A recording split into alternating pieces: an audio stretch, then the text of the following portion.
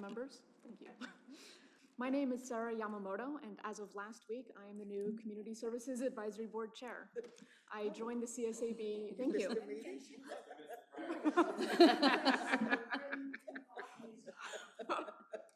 I joined the CSAB in January of this year.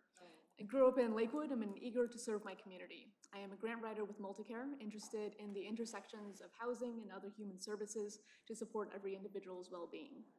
Thank you for this opportunity to meet with you to discuss our work program accomplishments. With me tonight are several members of the CSAB. I'll let them introduce themselves. Deanne Harris. I've been part of the board for the last 2 years. I'm Edith Owen Wallace, and I've been on the board for 8 years, I think we decided. Mike Lackady, I've been on it for a couple of years.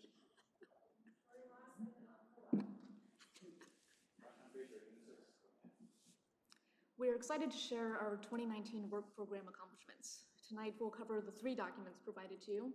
1, the summary of the accomplishments according to the 2019 work plan. 2, a summary of the total human services funding provided for all 6 bienniums. And 3, a summary of the status of the current human services funding, contracts, and outputs. The first attachment is the summary of the accomplishments since last year's study session with the council. The highlights are we reviewed and provided input for community development's 5-year strategic plan and CABR report. We completed a rigorous review of human service applications for funding and recommended funding for 24 programs to serve the city's most vulnerable citizens. We review quarterly how each contract is doing based on submitted reports, staff site monitoring, and other information as available. We met with representatives of Lakewood's Promise Board to share information on how our work aligns with their strategic plan. The second attachment is the summary of the total human services funding provided over the 6 bienniums. The list is organized by the total number of bienniums during which organizations have received funding. As we discussed during last year's competitive allocation process, we now have a more formal rating and review process, and we still find ourselves providing funding to many of the same organizations, which is affirmation that we have had the right partners at the table. The third document is a summary of the information this board will use over the next 2 months to determine the funding recommendations we'll make to you in 2020. Programs are ordered by funding priority, which is determined by the organizations who self-select which priorities they apply under. By and large, everyone is doing a great job in the community and on track to meet or exceed their goals. There are only a few instances where there might be a concern or a change request. Those instances are highlighted in yellow, and a summary is at the bottom of the document. Emergency Food Network is not a concern, but they have been affected by the national tariffs. The federal government is buying up the food farms, cannot sell to China, and donating to the food banks. EFN's contract is to purchase food, but they now have a lot of food like garbanzo beans and pork, so they will submit a letter to CSAB to request that if they receive a second year of funding, they would like to reallocate the funds to staff for distribution. Linquist Dental has a low value per visit, but that is because of the way billing works for more expensive procedures. So that number will come up by the end of the year, but is worth noting. The only concern is Centerforce, which is likely to underperform their numbers of people served. So they wrote a letter to CSAB that members will consider next month when we start deliberations for second year funding recommendations, which we'll be talking with you in November. We would like to share a few examples of some excellent work and some highlights we've seen so far. There are quite a few examples of excellence and some insights as a result of reports and the site visits that we've wanted to share. Some highlights for funding Edith and Mike will be covering. I'll be talking about emotional supports and youth programming. As we know, one of the big issues among youth is mental health. And feedback from organizations like the YMCA and Boys and Girls Club is that youth programming can support critical strategies to address mental health. In these programs, youth are part of a community and are given an opportunity to lead or serve, and when they are surveyed, they report this helps support their mental health. The Oasis Center reports that half of the homeless youth fall into the LGBTQ categories, so they are increasing their efforts to offer workforce development services through the center, and they will partner with Human Services. For access to food, the Emergency Food Network has offered to do a training through the community collaboration about the changes in donor behavior as a result of the 2017 tax reform choosing to empower partners rather than hoard information. Organizations providing access to food are focusing on a dignified experience. Nourish is intentional about the experience of residents. We have come to the food bank and St. Leo's Mobile Food Bank, and that helps to change the stigma. In housing, we look at that as the access to food in general as a homelessness prevention strategy. Two demographics that have increased their usage of food banks are working families and seniors whose primary income is Social Security. Families should be paying no more than 30% of their income toward housing, but the increases in rent mean many families are paying as much as 60 to 70% each month. One key way they offset that rising cost is to decrease the amount of money spent on food and go to a food bank. Lakewood's promise is talking about increasing the emphasis on workforce development in Lakewood, so there are temporary rather than chronic supports, but access to food might be making the difference between experiencing homelessness and not right now.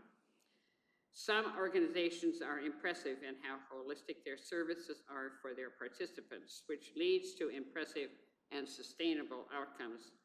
One notable example is the YWCA and the support services for women and children in combination with housing support, while they help survivors heal and become self-sufficient. And Mike will talk about stabilization.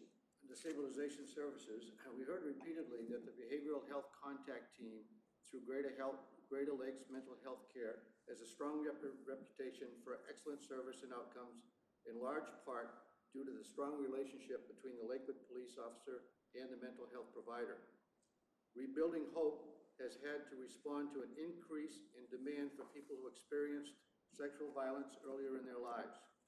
The headlines about abuses have stirred those issues up for them to the point that they need to seek out help. So Rebuilding Hope has been training new counselors to meet the need. Under Access to Health and Behavioral Health Services, CenterForce has been intentional about employer engagement to develop new employment opportunities for their participants, and they are eager to share that information with partners.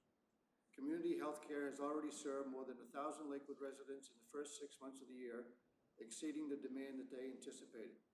And these are just a few of the examples, but I'd like to point out that each funded partner is doing some impressive work. There are also a few trends and insights that have come up recently from various sources. We find that regardless of sector, everyone is talking about housing affordability and homelessness. In addition, as much as homelessness is a concern, the social services organizations also point to the demographic we can't see as well, which is lower income families with children who might be at risk of becoming homeless. We know many families are couch surfing or doubling up in homes to avoid this, but they are experiencing housing insecurity, and homelessness prevention is a more effective and affordable strategy than helping someone experiencing homelessness. We'll look for council direction regarding how you would like us to move forward regarding these topics. Examples could be gathering additional information, coordinating speakers or training, or doing community assessments to prepare for the 2021 funding cycle. That's all we have to share. Do you have any questions? Very quick. Thank you.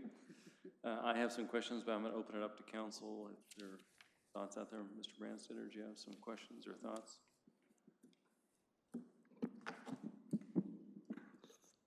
Yes, thank you, Deputy Mayor. I had, as you go about evaluating the effectiveness of and the way that organizations provide that, I had a question about the Behavioral Health Contact Team and the award to Greater Lakes.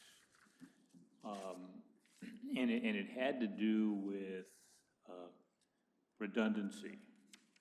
It's been going now for a number of years with the same two people, one single police officer, one single Greater Health employee.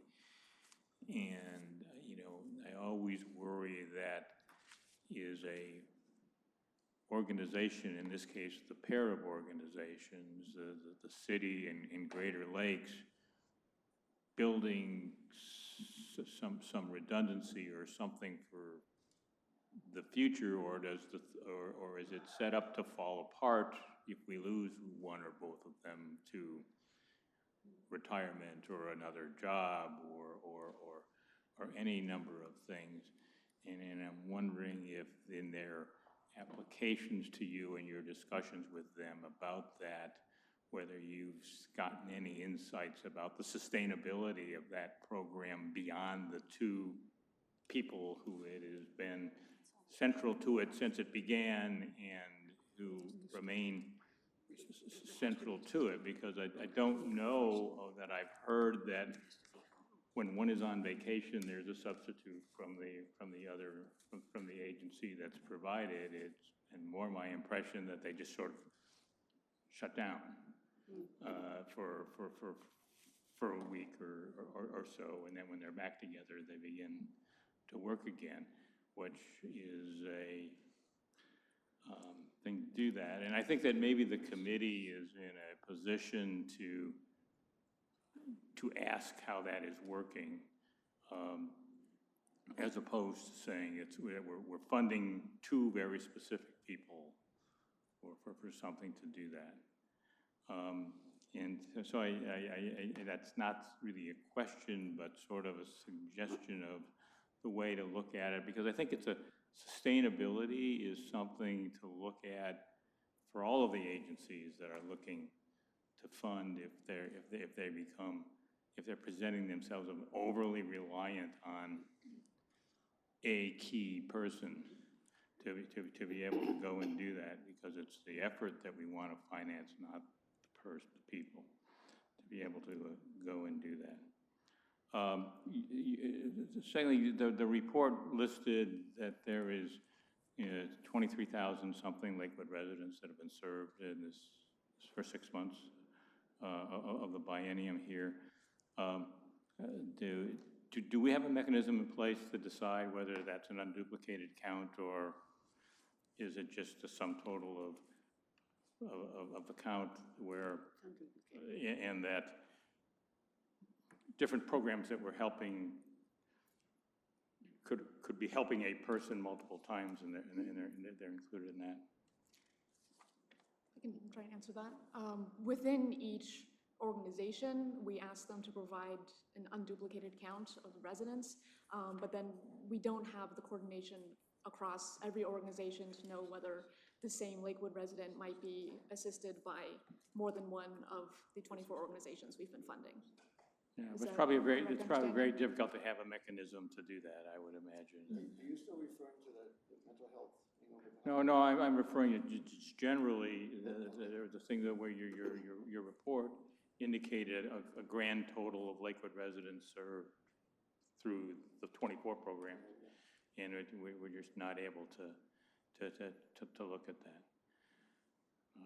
In the summary document, the number of residents served within each organization is an unduplicated count. If that answers your question. Okay. And I guess then my last question would be, do you think the city, through our communications efforts, is adequately publicizing success stories of your programs? And would you have some thoughts of how success stories could be put in the queue to be publicized? Success stories or impacts on Lakewood residents, or the programs that are being offered and served? So are you talking about highlighting an agency or highlighting somebody that has accessed those services and has? I guess from my 10,000-foot level, okay, I'd like to see a variety of types of success stories that will help us communicate to the community that the 1% of the general budget that we have consistently dedicated to this is impactful. And I think that it is understood to be impactful within the social service community, but I don't know that we're making a good conscious effort to communicate it to the broader community of saying, you know, you as a community, are contributing to this, and you're doing good, okay? And we, as your representatives, are, trying to make sure that happens. So to the extent that we do that, it's important to track outcomes and that people are meeting the goals in their contracts. But I think stories are powerful, and having some stories that can be put out in the community that, to be honest, continues to provide community support for spending this 1% in this way. Yeah. I mean, I can make a comment that as a Lakewood resident, if I wasn't involved in this committee, on this, I wouldn't know what was going on in the community. I mean, honestly, unless you are actively engaged in City of Lakewood's activities and part of this Community Service Advisory Board, I wouldn't know what was happening. So I believe there's always opportunities for communication to be better, information to get out. And I mean, the mail runs by my house every day, and I don't see programs that are available or impacts that are being made. But like I said, if there's got to be an engagement on the community level, but without that engagement, I wouldn't know what was happening. To comment on your other, the 2 people funding for the behavioral health, I think that's something that we could look into, of like, what is their contingency plan? How do they make sure those services don't go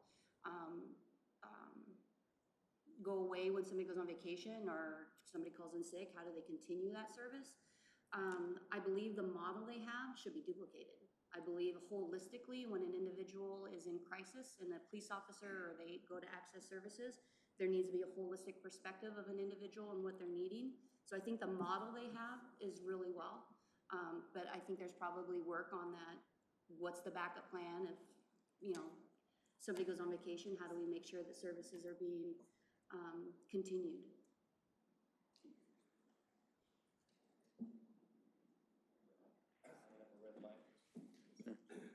So Ms. Barth and then Mr. Simpson. Okay, thank you, Deputy Mayor. Mr. Branstad, I would like to address your question about the succession plan. And while you touched on it, and I think that's great, I can assure you that Chief Zarro has this on his radar. So it's the whole operation, not just Ralph and Carol. Okay. Thank you, Mr. Deputy Mayor. Before I ask my question, I want to thank you for a very well-done presentation. And since this is your debut, nicely done, very impressive. Now to my question. Mr. Branstetter referenced the 1% that the city sets aside from its general fund. What, and I don't expect a long, lengthy answer here, but if that were to be raised 0.25%, what would you do with it? And Mr. Humphreys, I'd like to hear from you, since you would be the guy that would be holding the pot. I know you're a history professor, but just to keep the math simple, so you're talking about another 65,000, right? I am.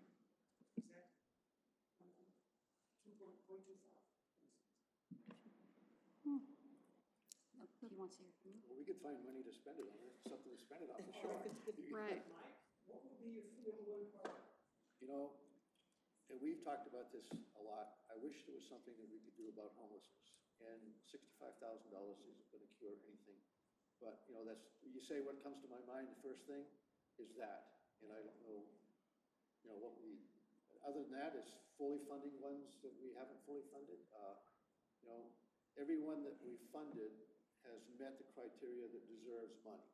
Those that we haven't either didn't fill out the application properly, or something was missing, or like that. So everybody who applied, who deserved it, got some money. We could just more fully fund some of those agencies. Well, I take your point. As I listened to your presentation, you all stressed housing, food costs, and safety. So if you were to say to me, housing or homelessness, that would be, I'm in total agreement with that. Anybody else? If I had my way, I would take that money, that $65,000, and put it in a separate fund for families who would be evicted if they didn't pay their utility bills.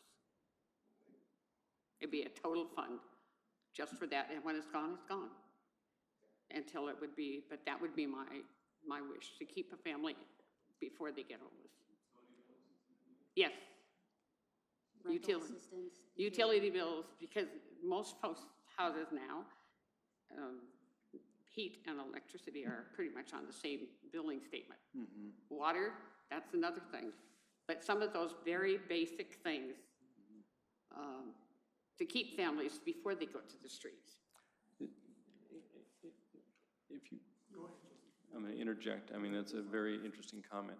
So in another world, my day job, I represent a large nonprofit north of the county line, multi-service center, and they have a program called the LIHEAP program that administers funds for heat bills, utility bills, if you will. Do any of our providers do that sort of work? And are we funding one of those providers for that sort of work? I think is LASA. Yes, LASA does. LASA does that. We are funding LASA. So LASA is a recipient of funds from Commerce for that? Okay. Yeah. Thank you for your question, Mr. Simpson. Would also add that while it would certainly be a discussion among the CSAB committee, I would venture to say that the representative group of us here may not be the experts in the room to answer that question, but that the criteria we've determined to evaluate the funding, the organizations to have received funding, again, we've found has been consistent among the past couple of years, and that, you know, we mentioned Rebuilding Hope has experienced an increase in demand. I think that's true across organizations, and that being able to increase the funding to organizations without necessarily expanding the services or expanding the breadth, since we've already determined that these are the services we want to be funding. Do you care about this work? I do care deeply about this work. Then you are the expert. I don't want to hear you telling me we need experts. You, and you too are the experts. Fair enough? I appreciate By it. the way, it is something, you. this point, this 25%, this 0.25 for the other non-mathematician over here to my left. We've talked about this, and we're going to push for it. And I think maybe when we work with our budget, we can make this happen. So it's just something to think about as you go forward, because after all, I'm talking to the experts. Yes, ma'am. So if I can make a comment, I've listened and been part of the kind of joint meetings over the last couple of years, and one of the things I've heard as a theme is not putting a Band-Aid on it and making an impact. I'm not sure, these funding strategies were established before I came on board, and, you know, I would put it out on the table, maybe it's time to look at these, and if these are really truly where the impacts are happening, if these are just creating a Band-Aid at $5,000, $12,000, $25,000, that if homelessness and, you know, and housing, and there's other priorities that need to be addressed in the community, because if we don't look at what we're funding, we're saying our community is becoming stagnant. If these are the same priority fundings that we're doing year after year after year, and we're only nickel and diming them per se, and putting a Band-Aid on it, maybe it's time to relook at if this is where we're gonna make the biggest impact. I mean, there's nonprofit agencies out there all the time that are closing because of not funding, and they don't have enough funding, or they have to stop service in mid-year because they ran out of funding. And my heart goes out to those, because I've been working with nonprofits for many years. But are we making the biggest impact? Are we spending that money wisely to make an impact on the families that you know, City of Lakewood residents? So I would, if we received an increase, I would also ask, this is where we want to spend that money. Do we need to look outside of the box? Do we need to create something? Do we need to be more creative on how we are providing services to our residents? Thank you, Mr. Deputy Mayor. And thank you guys. You guys have done a great job. You worked really hard. We appreciate that. But you mentioned the items that were being sent to China will now be converted back to the food banks here. Are the food banks in a position to handle that? And will that affect your outcome as far as providing food? Could you cut back in that area? So I will ask you to, because you've done that site visit and you have other context around, if you'd share your thoughts around that. Yeah, the contract still works now. They're still doing the same numbers. They're buying pinto beans in bulk, which is their contract. But they'd be able to do a lot more if they put that. So while they're distributing those pinto beans, they have literally tons of garbanzo beans and other crops and pork piling up, which they can't distribute. They don't have the capacity. So they're going to provide, they'll be able to do even more if they were to be able to put that money towards more staff. But would that cut back on the amount of money that you're putting into food from your budget, is my question. It would still be in the access to food category, so I don't think it would change our outcomes. Okay, thank you. Well, I have a couple questions. I always struggle over the homeless thing because it's one of the top questions that many of us get asked. You know, what is Lakewood doing about homeless? And so, based on your perspective, if someone were to ask you that question, what are you going to tell them? Some citizen comes up, what the heck are you guys doing about the homeless situation in Lakewood? What are you going to tell them? In an ideal world, if I was in charge. What would you that's- tell them today? Today? And then we'll talk about after this biennium is done. And I like your comments about maybe revisiting the whole situation. And we're kind of, I don't want to say stuck, but we're kind of in the middle of this 2-year cycle with this Right. particular allocation. But that doesn't preclude us from looking during this next year as to how we might tweak the allocation or the priorities for the next biennium. So, first So- question, what are you doing about homeless in Lakewood today? And what would you like to do more about it in the future? So right now, what we're doing is we're coordinating services to make sure that all of our partner agencies are on one page and coming together, and that we provide money in order to be able to access services when you're in crisis.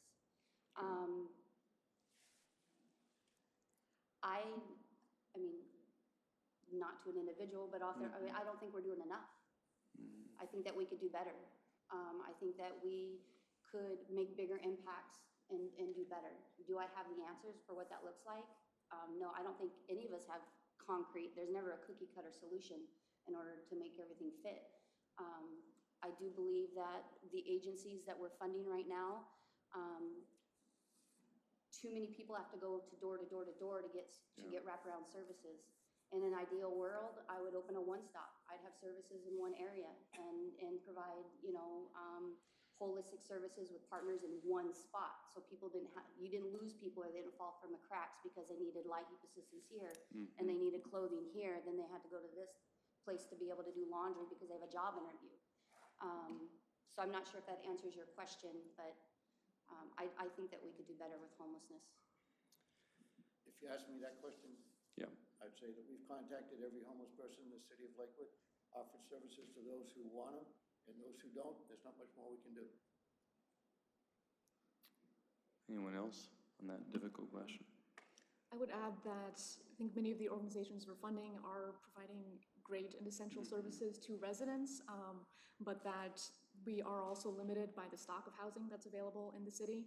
And we can be addressing mitigating costs around food and, you know, connecting them to the right resources. But as long as the physical houses are not available for them, then we do hit a roadblock.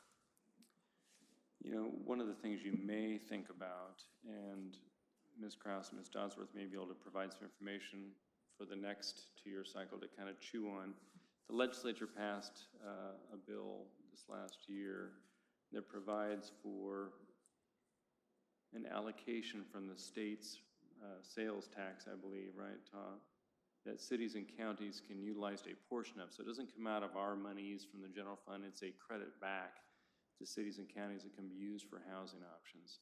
And so I believe the number for Lakewood, based upon the percentage of property taxes, like either 78 or 160,000, depending on which iteration you use, but I think it's 78 on the low side. Brian, correct me if I'm wrong on that, but I think that's the number.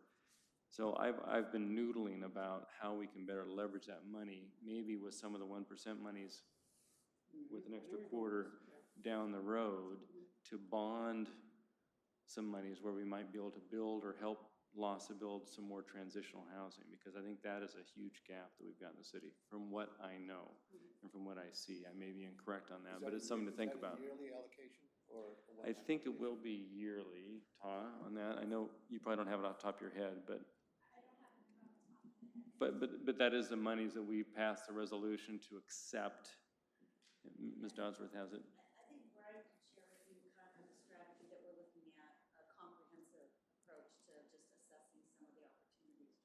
Yeah, go ahead, Brian. City manager asked us to pull together economic development, community development, human services, Mm-hmm. support of that, and then how that fits into kind of broadly overall doing that. Sense that we're going to do that end of October, we'll all together start talking about it. Well, I think that's fantastic. I would include the citizens group because they have ears to the ground and they have a heart for it. And they're providing recommendations to us. So I think that there is some opportunity there on a regional. I don't know what you mean by, so I think there is some. Be quiet.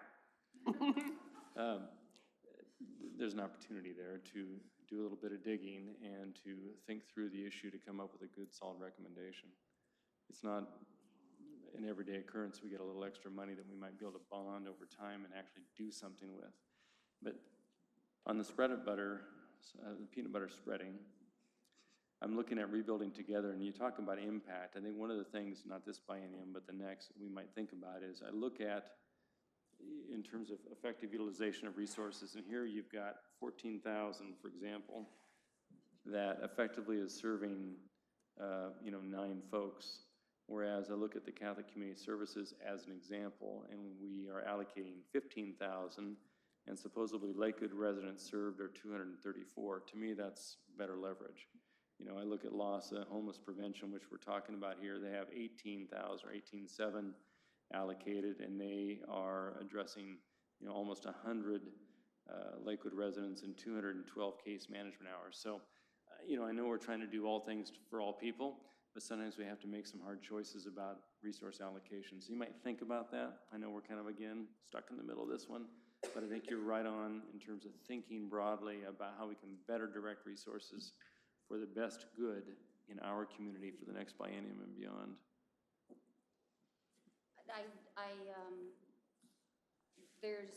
I'm not sure without kind of looking at addresses per se, but LAHSA is probably one of the few that are in the city of Lakewood. So when you're looking at serving city of Lakewood residents, it's because it's in their back door. Right. If there were more programs and services and agencies that were in the city of Lakewood and people didn't have to go down to downtown Tacoma or out to Lacey or to wherever those services are. I mean, the YWCA does a lot, is domestic violence, and it's downtown Tacoma. So I think that you're gonna see more bang for your buck, per se, in those numbers, because they are literally right there in the community. And I think that it's harder to track those individuals that are having to go outside of the city, because when you have to send, I've been in social services for a long time, and when you have to send somebody down to get services at multiple locations, they may hit one. And they may need all those other services, but they only have the bus fare for one, or they were told no after they went down there, so they've given up and they don't want to be told no anymore. I mean, so I think those numbers show for LAHSA, because it's right there in our back door. It's an interesting inquiry because, as you may or may not know, we helped facilitate the construction of a $6 million facility for, 14 units over there? That's a lot per square foot. Yes, it is. That's a lot per square foot. They do have a client services center because it was condominiumized. I was part, a little bit of the legal piece on that. So that is an opportunity in our backyard for there to be client services provided and inquiries made in-house, so to speak, here in Lakewood. So I agree with you. I mean, it's an opportunity to expand what we have here in Lakewood a little bit more. Just a reminder that our application process, our application itself, asks these agencies to tell us how they refer their clients to other agencies, how they do that, what system do they have in place to do that. So it's not just a single function by one agency. We, Right. and that's part of our judgment process when we go through the application. And they used to have at the Hope Center, at the Boys and Girls Center, they had a lot of social service agencies there, and I'd have to get educated about what's there anymore, but they used to have people that kind of had the opportunity to go in there and get a one-stop shop in Lakewood to access certain services, and I guess that doesn't exist anymore, which is too bad. Did you have something, Mary, you wanted to add to that, or? Well, I was just gonna say, when they built the Boys and Girls Club, their business model was to have these different groups help pay the cost Right. by renting, but those agencies often, often their funding sources change. But, they have the resources to provide the service, but they didn't necessarily have the extra resources to pay rent. Got for it. the facility, Yeah. and then provide the resources. So, again, the comprehensive aspect is great, but they're all coming from different places with different budgets and different resources. And so, maybe that could be a strategy. And then, just the prevention, besides building more housing for homeless support, it's like, what's the prevention to keep them from becoming homeless? How do you provide that? And I think that's something that this group's been looking at. Well, yeah, you hit on another concept, and I'll get back to you, Mr. Branson, in a second here, but the concept of addressing folks that are at risk. I know that we had a nice presentation from Donna at United Way about their massive effort to address those people at risk. I forget what the word they call it is, but it's the, borderline underemployed. What is it again? Yeah, exactly. I think that there's a lot to that without reinventing the wheel that they have already trod, and they kind of know the data, they have the data, they're exercising on the plan. There may be an opportunity for us to get educated even in greater detail from the folks who have done a lot of work and figure out how that might fit into a strategy that we can invest in.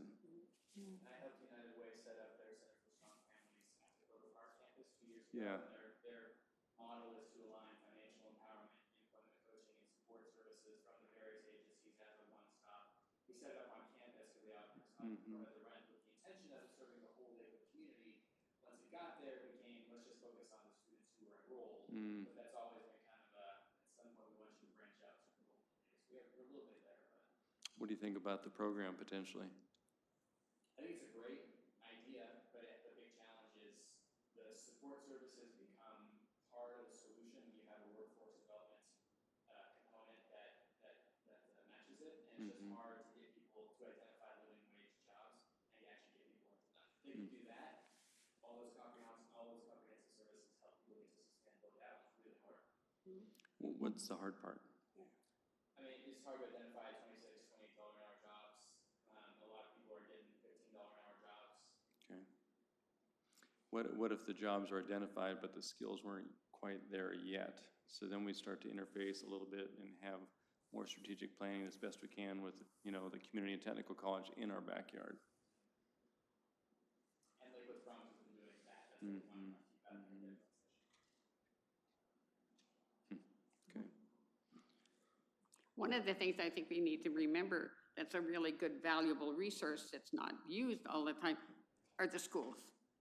Those classroom teachers, those paraeducators, they know when kids' families are in trouble, before they're in trouble. And I think somehow there's that confidentiality, I understand, but there's also that resource to know, this kid's not been to school for 4 days, and they said they couldn't come to school because they can't take a bath, or, some very basic kinds of stuff to begin to look at some of these things to, again, rescue our kids.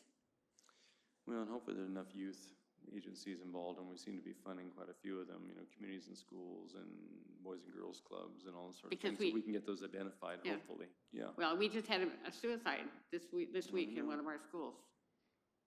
It was last week, I actually, think the but we just teachers had are a pretty, suicide. teachers are pretty upset by that, because from all intents and purposes, it was difficult to identify Right. It becomes a sticky issues. wicket. Yeah, it's challenging. Well, any other, Mr. Branstetter? Yeah, I would just comment that as we look ahead over the next year for what we will do in the next biennium, and that if and if homelessness and the issues around it are a priority to focus resources or new resources towards, I guess that I would just challenge you to also recognize that homelessness, as you all do recognize it, is a spectrum. It's a spectrum of people who aren't homeless yet, but have challenges that could cause them to become homelessness. You have people who are homeless, but it may not take that much to get them. You have people who are chronic homeless that have issues that are very long-term to work to resolve. And then you have the people that we've successfully moved through that to the other end, of where they're not, right now, they're not homeless, but that's still fragile. And no matter what we do, we aren't going to have money to address that entire spectrum without just putting Band-Aids along the spectrum. And so, the idea is to really look at the nature and the potential of both homelessness and the potential for homelessness in Lakewood, and decide where's the point or the points that we can really make an impact to be able to go and do that. I mean, it's most of the folks who talk to me from the public and are concerned about homelessness, they have a dozen folks in the community that are their visual image that they see all the time, that are there, that are in a chronic or voluntary homelessness situation, and that it's really pretty clear, as Mr. Lackady said, they're the folks that would tell you, I don't really want to put a whole lot of effort into not being homeless. Being homeless is okay, at least in that, in their perspective, and so that the very visible folks like that aren't necessarily the folks that are the folks that we could really make an impact on to do that. Because the truth of the matter is, I think, that in Lakewood and in Pierce County, there are people who go from being homeless to getting housed all the time. If you say you have a population of 150 homeless people, it's not the same 150 people as last year. It's 130 of them are new this year, and people are moving through, and so we don't want to some extent there are things that are working, but I think that it's like anything else. If when you look at it, and you're going to thinking about a new strategy, okay, or a redefined strategy, don't look at the big homelessness picture. Look at where are the points that effort can really be impactful. As Mr. Simpson said, we really do look at you as a group as experts and the folks from the city who are interacting with experts to sort of give us good advice as to what we should resource. And while we would like to be able to write you a bigger check, we'll never be able to write you a blank check,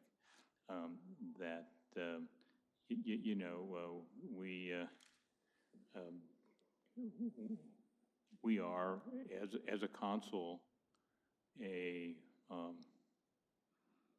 I think, compared to other municipalities in the county, a lot more vested in in making an investment in people in need in our community in a variety of ways across the spectrum of all your 5 priorities and other things. So, you know, I look forward to, you know, in 6 or 7 months as we're getting ready to deal with the next biennium's budget, benefiting from your collective wisdom and where you've had a chance to take a look to do that. Any other comments, thoughts for the good of the order? Otherwise, I just want to close it up by saying thank you very much. Looking at your data, the report was fantastic. I think it also reflects, and I hope all of us here know that these are policy decisions. This isn't a gimme. And I think it's because of good people like you, the citizens who entrust us to be decent stewards, that we've invested over almost $4.5 million in the last 10 years. So I think it reflects as a matter of policy that the council cares and you care, but I think we all want to care with thought and strategy to have impact. So I'll leave you with that. Thank you. Thank you for your time this evening. Thank you.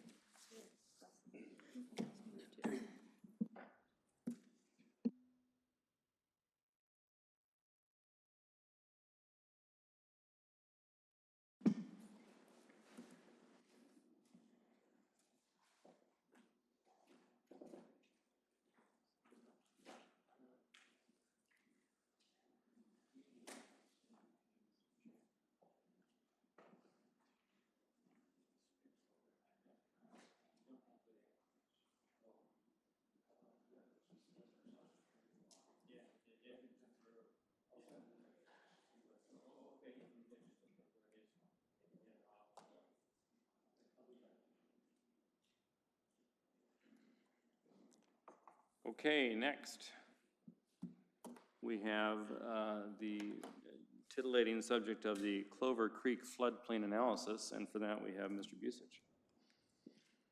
I'm not sure I've ever heard anybody say floodplain analysis is titillating, but I'll do my very best. Exciting, vibrant. So in the spring of 2017, FEMA finally put forth their floodplain mapping they've been working on for well over 15 years. It was delayed in part because of litigation, not on our work, but because of other areas of FEMA mapping they were doing. In about 2019, earlier this year, we were taking a look at the mapping as a part of not only the 123rd Street project, but also the council's desire to have that area adjacent to Clover Creek between I-5 and JBLM being an area of focus for development, redevelopment, potentially industrial. Pierce County also, as you know, owns a big chunk of land there that they want to market this. So as we're looking at all the available mapping we had, and then in conversation with Pierce County's floodplain manager and also some external consultants that I've dealt with over the years, we felt that a remapping of the floodplain would likely lead to one of two and possibly even both desired outcomes. Number one, the aerial extent of the floodplain would be smaller. And number two, the depth of inundation would be less, because we were hearing from the county that theoretically on a 1% or 100-year storm, we could have 4 to 5 feet of water over our new road, which of course isn't really something we desire. So we contracted with a private firm that does a lot of this work, and they've also worked for FEMA, and they did their analysis. And tonight I wanted to give you an overview of the outcome. Sorry, I have to put these on here.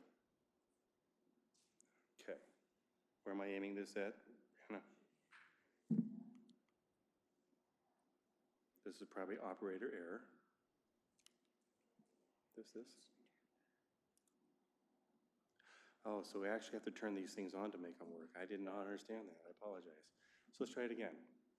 So right now, the effective mapping as it stands, and these are a little bit busy, but this is from the FEMA mapping. It shows two things. Between JBLM all the way down to Steilacoom Lake, it shows what appears to be the blue area, which is the 100-year floodplain map, and the well, it's supposed to be a reddish orange, but depending on which screen you're looking at, that is the 500-year floodplain as determined by FEMA. Now, typically a 500-year floodplain is just something you identify. It's an outcome of the modeling. It's not a high probability event. Most people don't really worry about it much. What you see, the little X's, those are the cross-section areas where the flow was modeled for the modeling that was done by FEMA and their subcontractor. You'll see that there's flooding all the way up to the backside of City Hall, and but it's relatively limited, if you will. Most importantly is the area where the council has said we want to see a lot of development going on. You'll see that the vast majority of that is covered by the 100-year floodplain with little islands. One big island, the biggest one, is right there where Pierce County has their property, but then you see there's a couple of other islands. So the modeling that we did is a little bit complicated, but I'll just try to explain it real simply.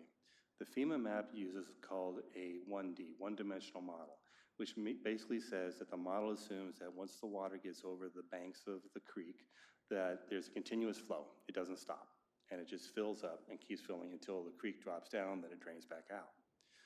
The two-dimensional modeling is actually where you take the land topography and you actually put that into the model, so it actually routes the water in there and it fills up the depressions only to the point where it'll go over to the next depression. So it's not a never-ending, just keep pouring the water in, it'll just keep filling. There's an end to it. So what we determined when we were doing this work is, if you notice where I-5 is, I-5 is this nice straight line that the 100-year floodplain boundary is cut at I-5. Well, that was an indication to us that this doesn't make a lot of sense unless there's a hard barrier there. And we couldn't find one, we're not aware of one. We also know that part of Pack Highway drainage goes across I-5 and it goes into the pond that's on the Pierce County property and has for decades, probably 60, 70 years since it was first installed. So that was our first cue that maybe something might not be quite right.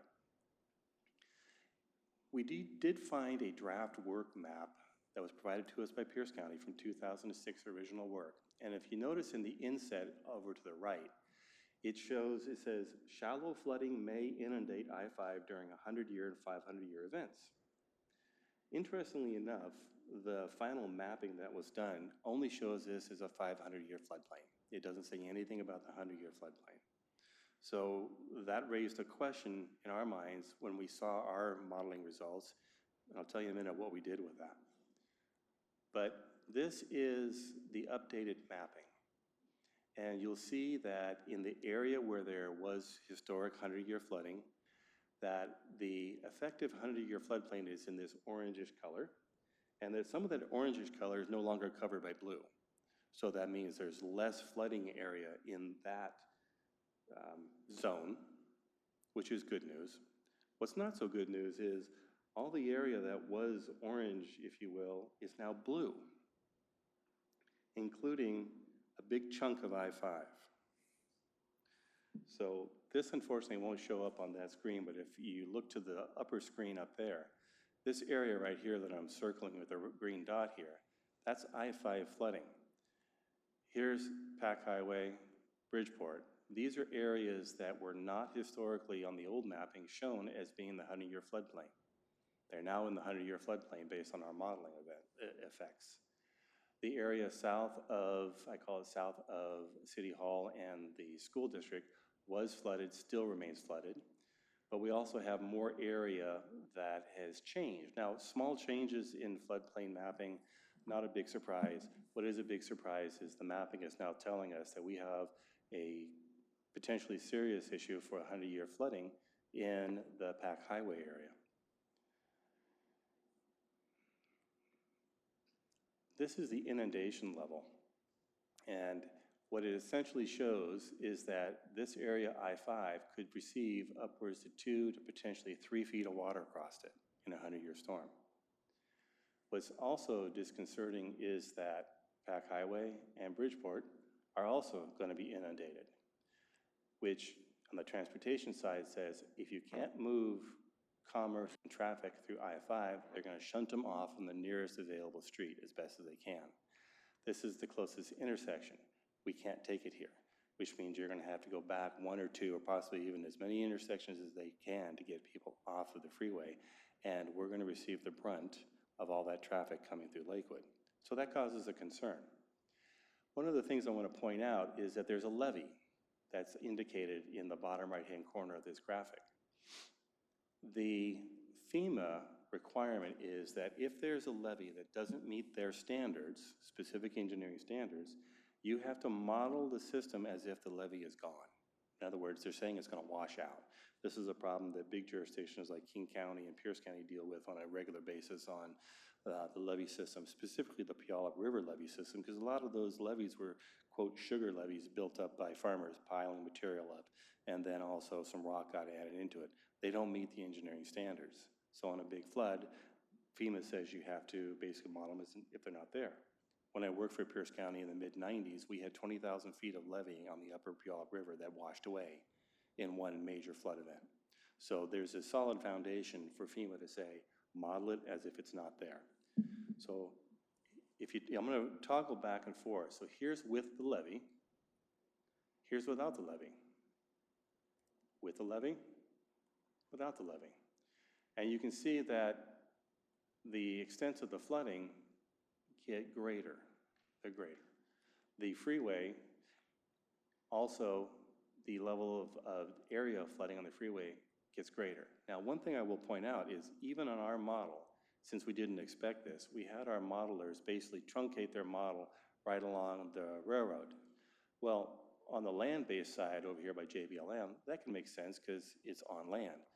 But where it crosses I-5 right here, it's not on land. It's an aerial, goes over top of the freeway. So there's a good likelihood that the model, if allowed to expand out into this area here through modeling, through input of the topography, would show even greater extents of flooding on I-5. So needless to say, let me get this. Sound Transit, the Lakewood Station? Yeah. Is that the Lakewood corridor? Yes, I believe you're correct. So obviously the challenge here is that these results were nothing like what we expected or had hoped for. Let me go back up one. So what have we done with this information? That's of course the next follow-on question. Well, since we were a little concerned that perhaps the model might be wrong, first we contacted Pierce County, their floodplain manager, and asked him what's going on. And that's when he found the old work map that showed that I-5 may be flooded to some degree on 100-year and 500-year events. Keeping in mind that the modeling that they used has a different degree of accuracy than the modeling we used. So they looked at that probably and said, well, with the degree of accuracy we have, they estimated maybe up to a foot or less. It's when the accuracy of the model, so they probably said, we're just gonna call that 500 a year. With the accuracy of the modeling we're using, we're pretty confident that it's 2 to 3 feet of water across the freeway and then across into Pack Highway and the properties over there. But rather than say, oh, this is it, what we did was we also contacted the state hydraulics engineering office and sat down with them to find out if they had any idea why I-5 was marked as the floodplain boundary, and they had no information on why it was that way, and they're very interested in the outcome. And then the three of us, Pierce County representative, DOT, us, and our consultants, we had a phone call with FEMA, and we showed them the outcomes and results. And they basically said, well, our model was XYZ, so what we will do is we will take your model and we will spend time looking at it, no cost to the city. We'll have our experts who we use for modeling review the model and look at the outcome and see if there's anything that we find that we disagree with. Because this is a pretty big impact if it's in fact correct. And we want to make sure before we start claiming that the sky is falling that we've gone to everybody that we can to think of, is there a reason why it's this way that we missed it? I will tell you is that the firm that did the work for us is one of the better ones in the state, and they do this kind of work. I've worked with various principals there myself over the time, and I put them through what I consider to be the grist mill, trying to get them to back away and see if there are any errors in there. And I'm confident after that conversations that unless there's something in the model itself that is missed, this is a pretty close approximation to what we're dealing with now.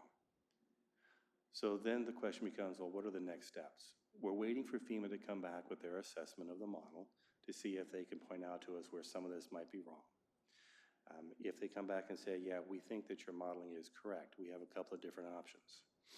Now that we know that we have this, I believe that we are incumbent upon doing one of a couple of different things. At a minimum, we're obligated to submit a LOMAR, letter of map revision, to FEMA that they will review and then they will approve, and this will become the new flood mapping from JBLM down to Steilacoom Lake. By the way, I wanted to point out, forgot that the analysis shows that if the water is kept in the creek has the capacity to carry the flood flow. It's because of the way the land, the topography is.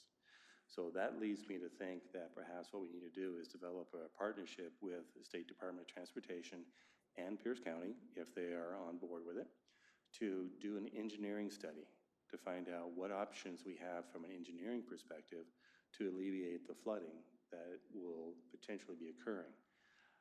Although I'm not happy with the outcome, for the modeling for Lakewood, I can't help but think and hope that the Department of Transportation sees this as something that they need to pay attention to immediately or shortly thereafter. It is only a 100-year storm, mind you, it's a 1% probability, but the potential impacts of that event coming through are pretty serious for the freeway as well as for the city of Lakewood.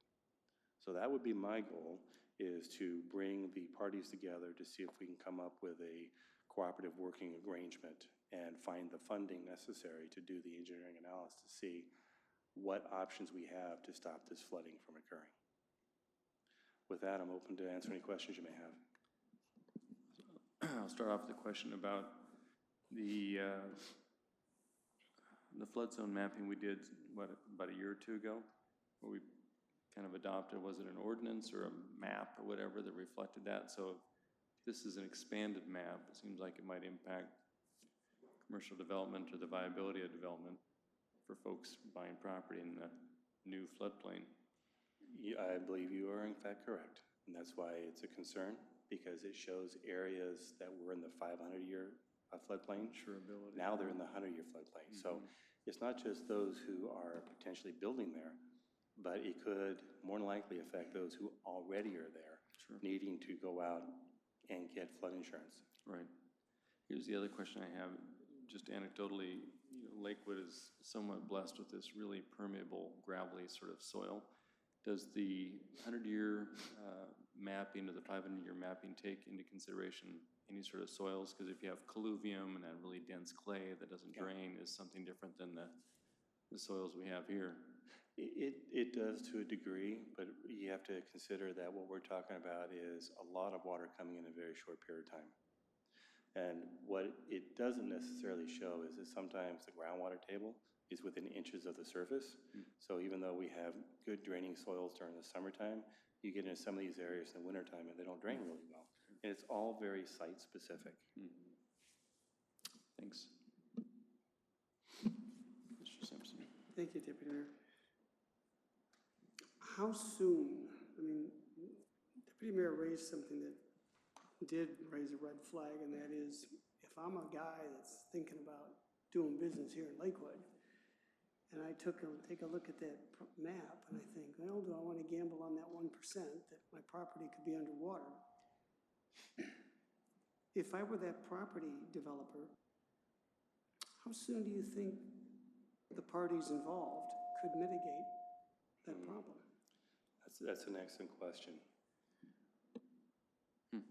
I'd like to be able to tell you I have an answer, but unfortunately I don't, because this is a pretty big problem. The first thing that would need to happen is, in my opinion, a engineering study to find out what are feasible alternatives we have, first and foremost. I don't personally believe that Lakewood should bear the burden of doing this all by ourselves. I think Department of Transportation should be supporting us and or funding a good chunk of this because of the impact of the freeway. How that happens, I don't know yet. because they need to find money either from existing funding or from the legislature. The solution to build here, the permitting necessary for any kind of a solution is going to be extensive. This may well require an environmental impact statement as opposed to just an environmental assessment because of the number of lands that are being impacted. We would need to take a look at any potential impacts to wetlands and habitat. This is not a short-term exercise. This is a multi-year exercise. And the outcome of the engineering evaluation, I think we can do the engineering evaluation anywhere from 12 to 24 months, depending upon the nature of the solutions. And I did hear you correctly, did I not? That Clover Creek, the creek that where the flood would originate, it does have the capacity to carry that flood water if it is correctly engineered. That is correct. That is what our consultants have told us. Okay. Thank you. So, you know, currently in the flood control zone district for Pierce County, in the 50-some projects that they have prioritized in their queue, 0 of them are in the Clover Chambers Creek watershed. There, 90% are in the Puyallup. There are some in the Nisqually, and there's one over in Gig Harbor, to be able to go and do that. So in the course of doing some engineers studying, trying to put something into their project list, and because it is something that we're paying into, and all we're really getting is opportunity fund dollars out of it to do things like Wap Lake and such. Does any of this blue extend into the area that we did the SEPA for the downtown plan, to where there might need to be an update to that? It's a good question. I don't have an answer for you because I don't recall the parameters or the area of the SEPA since I wasn't involved at that time. But we will need to take a look at that. Okay. And the process is, we've done this and we have this analysis and this information. We're discussing it with the state and the county and then with FEMA, and we're going to ask, and FEMA's going to render an opinion about whether they think what this is, and the LOMAR and a new map. And the time between FEMA maps has been long. But given what we have right now, what is our obligation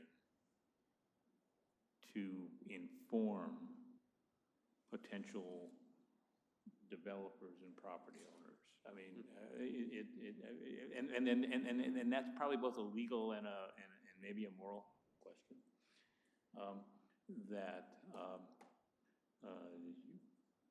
But it's certainly, someone could document that we know or suspect this now. If we don't tell someone who is particularly looking at a project within this area, you know, they could be unhappy if later things are not like what they want. So I guess there's an engineering solution question, there's a community development. What is our obligation in terms of telling folks are both legal and maybe not legal, but proper? Well, if it becomes a designated floodplain, right, then the real estate professionals would have to disclose, I assume, once it's become known and documented, assuming the mapping gets accepted and adopted. My concern would be, as Councilmember Branstetter indicated, if we have this information and we have confirmation from reliable sources like FEMA that they concur our modeling is in fact accurate and correct, if that were not disclosed, then it could put us, if nothing else, in the spotlight in the News Tribune if people develop property and all of a sudden they're in a floodplain. There is the issue of how soon do we need to submit for LOMAR? Now, we can have this ready to submit for a LOMAR within in a couple of months, and then FEMA has it in their hands, and since we talked to them at the very beginning of the process, they're well aware of what we're doing. They've seen all this, they have the model, they know all that. So it's likely that they're gonna be expecting that we're gonna tell them what next steps we're going through. So that means that if the minimum we wanted to do was just revise the maps, then we need to submit for a letter of map revision. That process through a letter of map revision doesn't take 17 years. It can happen within months or maybe a year, so it can happen very quickly.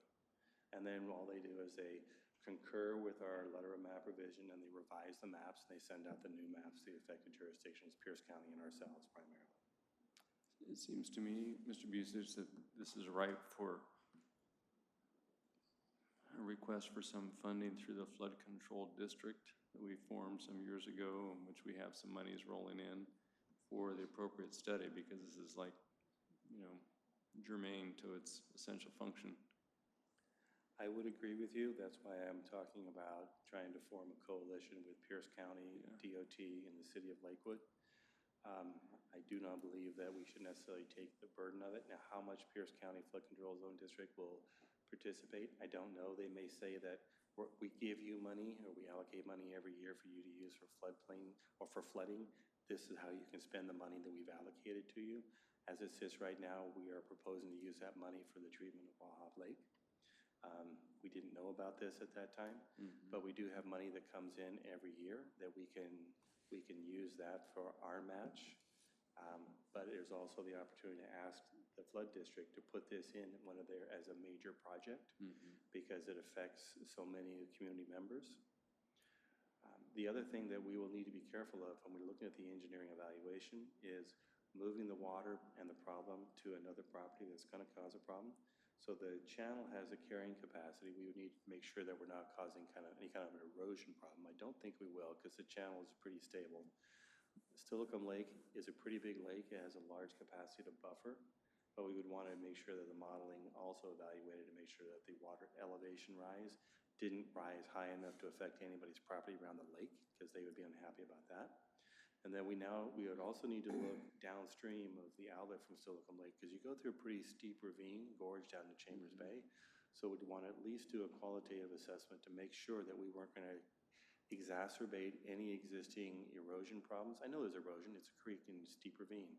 But what I don't want to do is put us in a situation where now someone can claim that the city caused enhanced erosion of their bank and therefore we need to pay $250,000 to fix their problem. So we need to document all that and then assess what the increase in flow levels.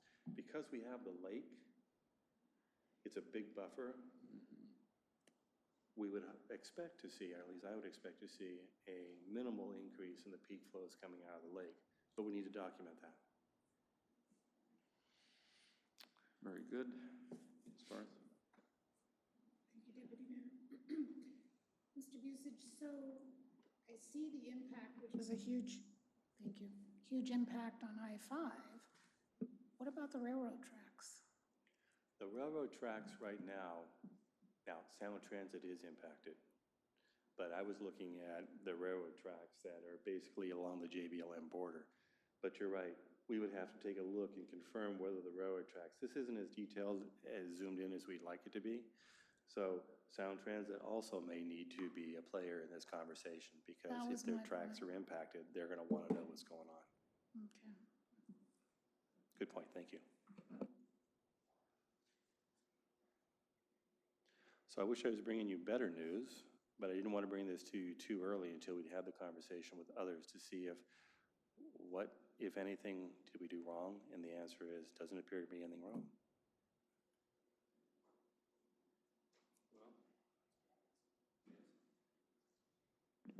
Bill, Joel, did you have something to add to the mix? You probably have some grant monies you're willing to throw at this. Line where you cut it off for JBLM, you have a lot of red, orange, green, whatnot. I imagine that would spill over into JBLM. Actually, it does not, because this is a railroad right here, and the railroad is elevated, so he's acting as a berm. Okay, to stop the forget water. my idea. That was It's- federal dollars coming, but it's not gonna happen. The original mapping showed that there was in fact flooding in this vicinity here, heading towards JBLM. But the new mapping with the levee, even with the levee failed, doesn't show any flooding in that area. Is that where, just where the overpass? Is that the location just over the overpass going in toward JBLM to the left? That there used to be apartments right down on that water and they always flooded? Is that area?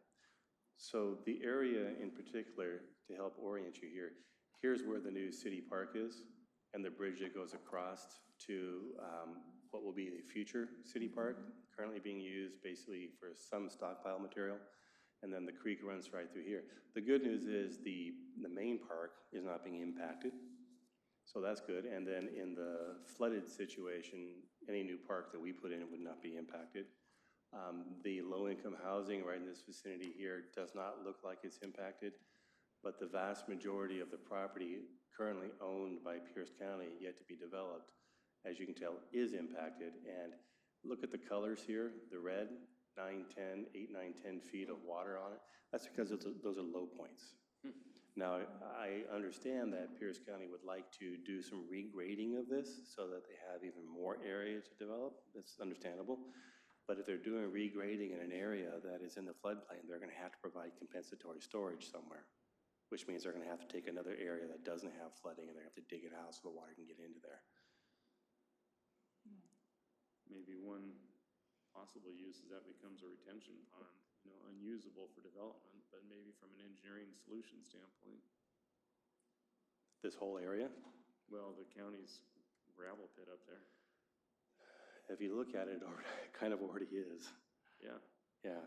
So how much more that this could be dug out to alleviate the flooding in here, I don't know, but that would be something that an engineering evaluation would look at. Yeah, it's definitely the low point, right? Yeah. Yeah. The last step that we have for our consultants before you finalize all this is just one last field investigation to make sure that they haven't missed anything. But they've been out in the field, they've walked this area quite a bit, and they have all the modeling that was done in the past. Mr. Simpson. Thank you. So, Sir. St. Clair Hospital. So one is the H on it. I got that from Ms. Barth. This area here? That's where the H is. Yeah. Normally perceive an elevation difference between the hospital and the area, the side of it. There is one thing I want to point out to you is that the topographic mapping that we have available to us now is far more accurate than what FEMA had back in the day when they did theirs. And they were using mapping information from 1998. And we're using LiDAR information, I think, from 2013. Even though they didn't issue their maps until 2017, they actually had done all their work 10 years prior to that. So we have far more accurate information, which to some degree also shows why it extends further than what was previously estimated. Thank you. Since you've been the bearer of less than happy news, where on the city's, let's just say, for example, big to-do list, how much weight do you place on getting the engineering study done and some sort of plan put in place? That's an outstanding question. Because there's a follow-up that gets worse. Yeah. Can I wait for the follow-up before I answer the first one? You want the second one? I'm not sure. All right, now I'm giving this some thought. As I've listened to this conversation, I want to first of all apologize to my colleagues. And the reason I'm apologizing is because I heard you say that the money we could would use for Wahop Lake could be rediverted. I did not say that. What I said was the money that apologize. we were getting from the flood district has already been allocated for treatment of Wahab Lake. At the time we made that recommendation and decision by council, we did not have any of this. We didn't know this was going to Okay, occur. and we cannot take that back? Yeah, we can. All right, that's my point. We have not spent the money. However, we also have a grant from Ecology, which we would not collect on.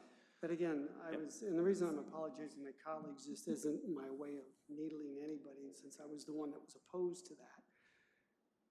But if your list of priorities puts this above the treatment of Lake Wahop, which is 33 acres that nobody's going to develop on, as opposed to a floodplain where some people may be developing on or may take a look at that, decide not to develop on, would we be wise to reconsider?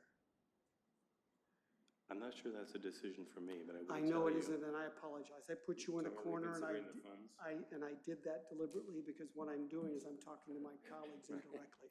So thank you. But I'd like to hear your answer to your first question, though. I will just tell you is that Wahab Lake is a known problem right now, right here, right now. This is a modeled predicted flood event, so at a 1% probability. We might go the next 50 years and not have that storm come through, or that flood come through that causes problem. It could happen next year. So when you're looking at the urgency, yes, this is disturbing. Yes, it is something we need to pay attention to. But the Wahop Lake issue is something that is ongoing every year, and it's a defined problem. When we're looking at orders of magnitude of problems like this, okay, like I said a couple of times, I truly believe that this needs to be a partnership with other entities, and it may take us 6, 9, 12 months even to get that coalition or partnership formed. And then another year to 2 years, depending on who's running it, to come up with engineering alternatives. And we may very well find that the engineering alternatives are in the orders of tens of millions of dollars of magnitude or more, in which case now we're going to have to go and seek funding from state and federal agencies to get this problem alleviated. And not everyone's going to have the same mindset on what the problem alleviation means. There are people who think that overbank flooding is fine. Just learn how to deal with it. I'm not sure very many people would agree or say that flooding of I-5 and shutting it down and our 2 major arterials is fine. I'm pretty sure that people are going to say that's not okay. And the people who live along the creek who are in existing houses that show that they have floodwaters going around them probably wouldn't be too happy saying that that's fine too. But others may, if it's not impacting structures, existing structures. So undeveloped land that is flooded is viewed differently by many than land that has structures on it, regardless of our desire to see development focus in this area. You answered my question. Thank you, because the only counterpoint that I could offer is I agree with everything you said. But how would someone who wants to develop land here in the city, who is told by his or her real estate agent, sir, you're developing in a floodplain, how do we balance that with, well, maybe it's next year, maybe it's 100 years from now, as opposed to a 33-acre lake? Again, it's a good question. And we're good, Paul. Thank you. Thank you. Maybe the solution is to dredge and take the spoils and then bring it to the ocean. Yeah. Just thought I'd throw that out there. Okay. Well, thank you very much, Mr. Busich. As I said, it was an exciting conversation. It is. So next we turn to a review of the job order contracting. We've had a memo on this, and Mr. Busich will lead us through the discussion. I'd be happy to. I'd also like to invite Michael Celesta from Gordian to come up and join me at the table. I've asked Michael to join me because he is the subject matter expert on job order contracting, not because I want him to give us a pitch for job order contracting, but his is the firm that has been doing this with most of the jurisdictions in Washington State and over 200 across the nation. So in essence, this really comes down to is an alternative procurement process that is authorized by state RCW. What it means is that For those who already have a job order contract in place, they followed all the appropriate bidding processes, evaluation processes, to now have a contract with Gordian to manage it on their behalf, and then contractors underneath that to do work that helps expedite our timeline from problem identification to problem construction, solution construction. The evidence on the types of work and projects that have been done under job order contracting shows that it's faster and that you can expect a cost savings on overall on your projects, because every contractor and subcontractor who does the work is obligated to follow a book of pricing. So there's no variability. The idea here is that because Bellevue has a job order contract already in place, they're willing to allow others, primarily two, Tukwila and Lakewood, to basically piggyback on their purchasing contract. I've been talking to them since approached by this idea for over a year, and they finally figured out we have $1 million of contract availability we will let you, Lakewood, have if you do this, if you want to do this. That doesn't mean we have to spend $1 million. That means that if we have work throughout the course of the year, we can use up to $1 million of the contract capacity. We may use $25,000 of contract capacity if that's what we determine is in the best interest of the work that we have at hand. But essentially, it's just another means for us to get our work done. The way it works is we would work with the contract administrator for Gordian, his name is Ted Marks, contact up Ted and say, Ted, I've got a project here of this nature. Let's sit down and let's talk about what the project parameters are going to be. In some cases, we will need to have plans and specifications drawn up. In other cases, it'll be on the back of a napkin and say, here's the idea. Let's get a contractor at the table who can do this work and fill out all the details that we want to have done, because it's small enough in nature. Contractor looks at it, tells us where we need to do these pieces of work, we would agree to it, then they give us a price quote.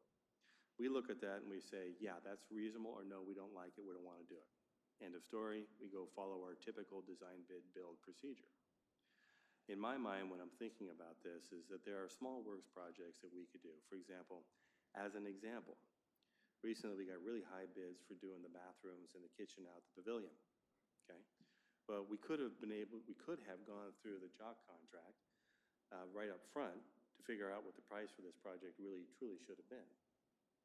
And then it would have given us an idea of whether we needed to do anything further or to reduce the scale of it. And we can go to the contractor and say, well, we can't afford to do the kitchen right now. Let's just get a price quote for doing the bathrooms. And then we do that at this time until we have funding available, and then we go through it again. Another example is City Hall, from time to time, needs to be painted. So we have to go out for solicitation of bids, and it's a big job. Go to the job order contract, say, we want to paint City Hall, and we want it to be teal. Okay, I'm picking a color. Don't quote me on that. I saw your eyebrows go up. But the idea is that the job order contract would allow us to tell them what we need to have done. It's desirable we want to use local subcontractors for doing the work. Here's a list of folks who have done our work. They know what we can do, and we like them. And they've done work repeatedly. So the prime goes to one of those and says, okay, you three, I need to get a price quote from you guys for doing this work, because you're going to have all the line items, but then you're going to have some markup overhead, et cetera. Then they come to us and say, here's the prices we have. Do you want to proceed with this or not? And we say yes or no. We say yes, we execute the job order, work order. And Doesn't necessarily have to be the lowest one, or not? It depends on how we set it up. Mm-hmm. I mean, if we want to have qualifications and referrals, et cetera, we can set that up.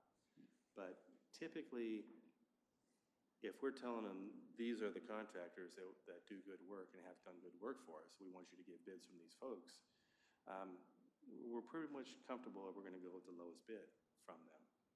Okay. Okay. So this is just another tool in place and in hand.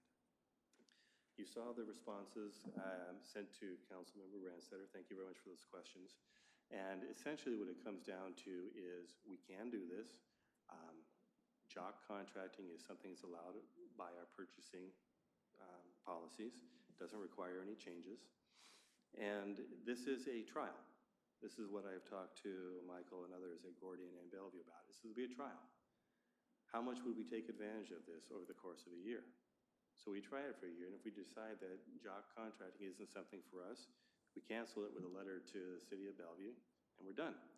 If, however, we say, this is really a more efficient way for us to get the work done, it's saving us money and it's saving us time. We all have a high workload in each different department, and if we can get the work done faster and for less cost, why wouldn't we go that way? Then we would work with Gordian to develop our own Lakewood-specific job order Okay, I was gonna contract ask about that, yeah. for ourselves.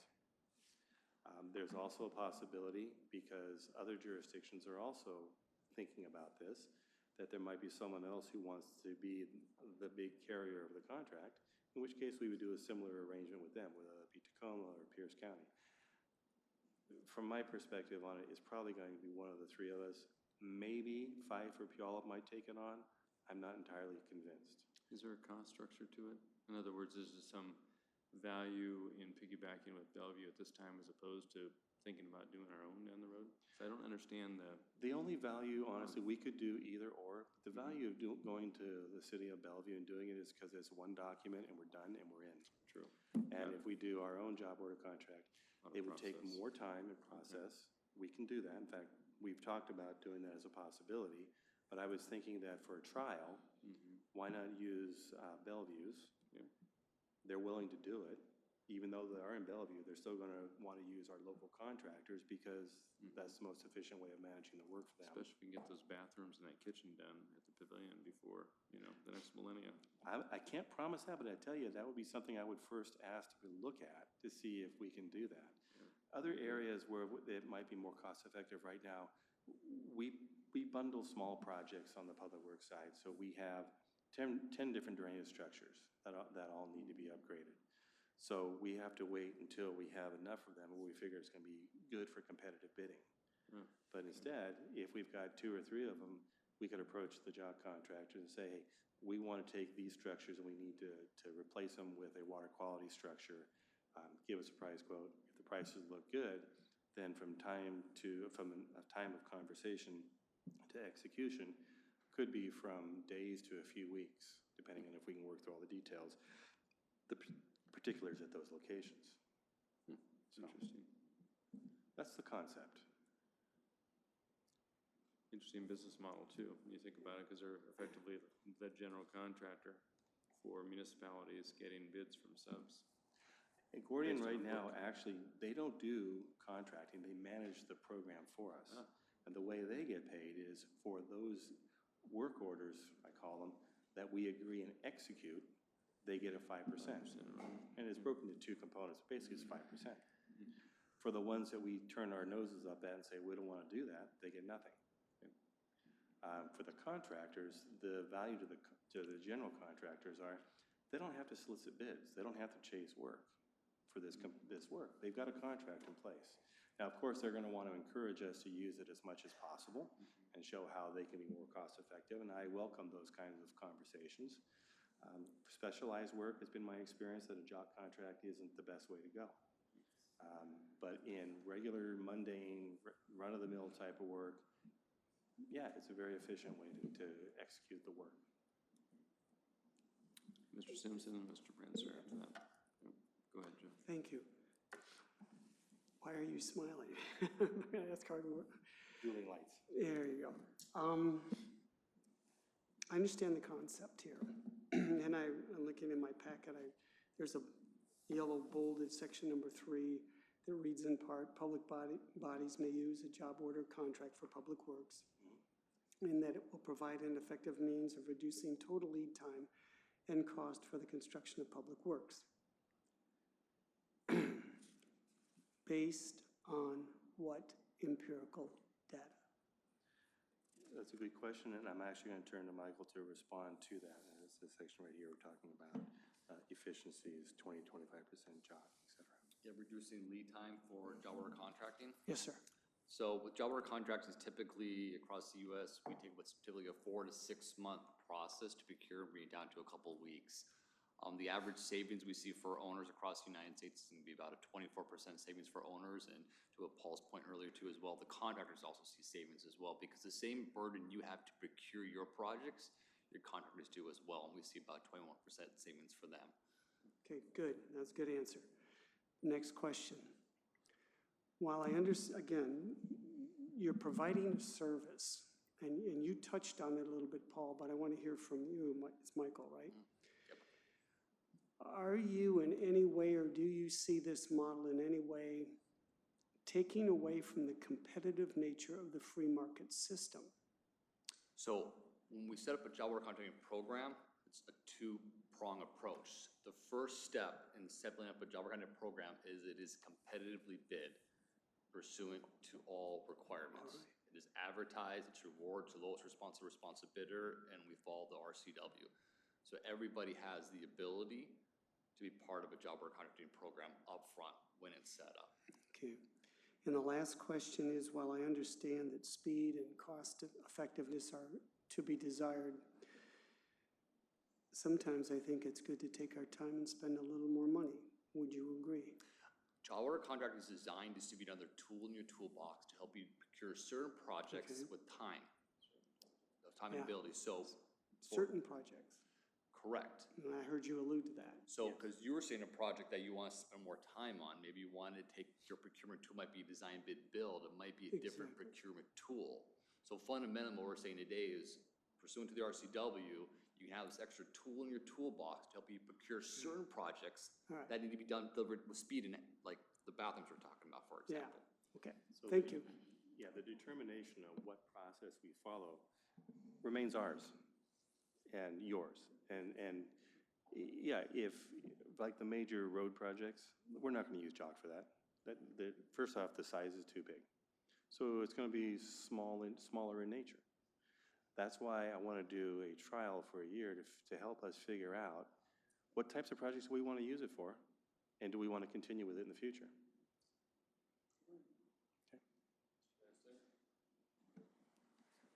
Yeah, thank you. I guess that I have several concerns that I'm not sure that have gotten alleviated. And the first one is really the transparency of procurement processes, particularly for even smaller construction pieces. You know, are the manner in which we do them now, where we bid them, and then they're evaluated and done, and while that takes time and may even cost more money, is a pretty transparent process.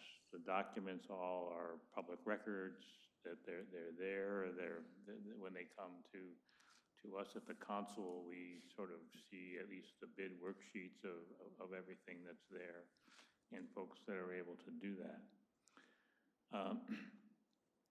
I didn't quite see that same transparency as if we just submitted a work order and said, find us somebody to do this, to a third party.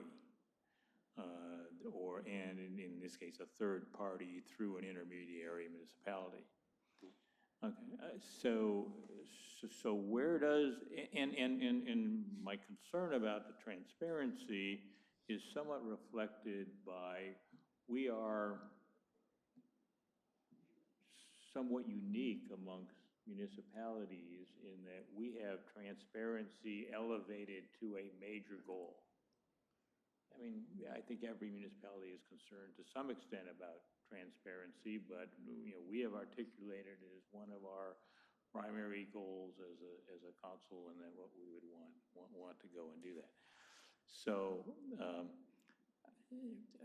I'm trying to see how transparency works, because your corporation is a private entity, doesn't have the same public disclosure transparency issues, or at least requirements, that a city does. If I may, before you respond, Michael, anything and everything that Gordian does on our behalf is a public record. So whatever they do for us, if our fingerprints are on it, it's a public record. It gets sent out, what they ask for. When we're talking about the transparency, I'd ask you to consider the fact that the way we currently do projects is if it's under the spending threshold, I think $5,000, then we can negotiate directly with someone to get the work done. If it's over a certain threshold, below a different threshold, then we use the public process of reaching out to small contractors, the small works roster. And in which case, we send out notifications, we send out a big, long list to everybody who indicated they do that type of work. Our response on that can be pretty miserable, to be frank. I mean, if we're sending out to 75 contractors and we get 3 to respond. The others, you could say we're transparent because they know we're doing the work, but I'm not sure that really gives us much value when only 3 of them respond, and those are the ones interested in doing the work because they work for the city on a regular basis. Then when you get to the bigger projects, which this job contract would likely not be applicable to whatsoever, we do the standard design, bid, build, in which case we advertise it in a local paper and we put it on our website, and then we wait for people to come and submit on a certain date, and then we do the bid opening, and then we do the tally of all the costs, and we bring it to the council. The council agrees we can award a contract for that. There's nothing in this process that doesn't say that we can't set this up. So if the council wants to be engaged prior to the award of a work order over a certain dollar value, then we can't bring that to you and say, we're using the job contract. These are the 1, 2, or 3 firms who gave us their quotes, and here's where we want to go to for this dollar value.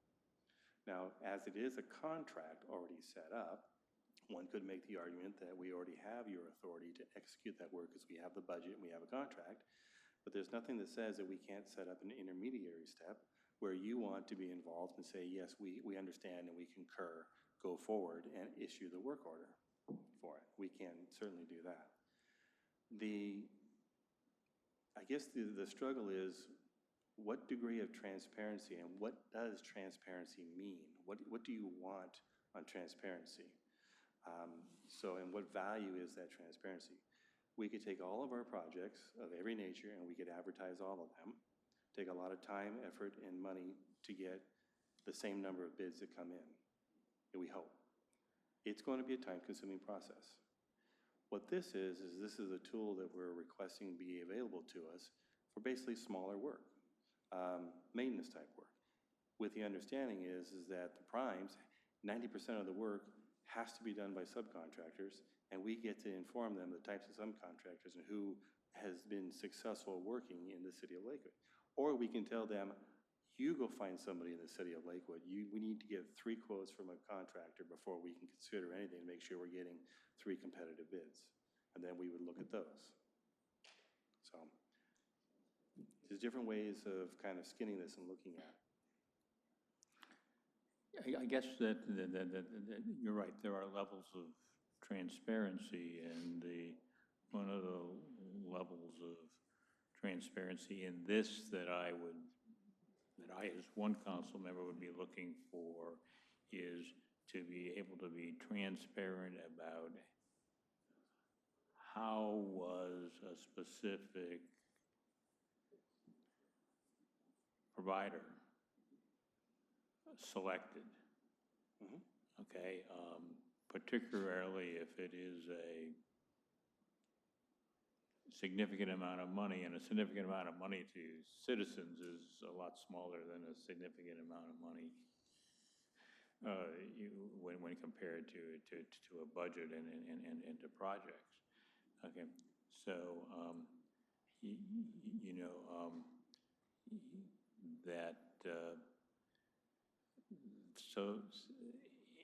and I guess that what is a consensus on transparency, and this is going up. I guess that when I look at something, it's easier to decide that and see that it's not transparent than it is to define what it is. Okay, and I don't really have any real examples of what ifs or of some Bellevue projects that were done and that I could I look at them and see them as having been done transparent to their community and their citizenry. The second thing is, you know, I asked the question about our current purchasing policies. And I got the opinion that it wouldn't require a change. But I'm not sure that I agree with that, because I understood from what you're presented to us, you wanted to move forward with this, the idea to doing public works and minor construction type contracts to be included within this. The job order contract gives us some flexibility. Okay, but our purchasing policies that you quoted to me only include supplies, materials, and equipment. It doesn't extend to that kind of work. And I would just say that if we move forward with doing this, then we should add that in, because I think that the state may have just recently expanded the scope of where more than supplies, materials, and equipment can be done this way with the legislation that caused this now to become a possibility. So if you could relook at that to just see whether there is a more expansive wording that would be needed for us to move forward with. And I guess my last thing over there is you gave us a list of cities and they all contracted with the same the same folks that is kind of the flagship inventor of the whole process, being able to go and do that.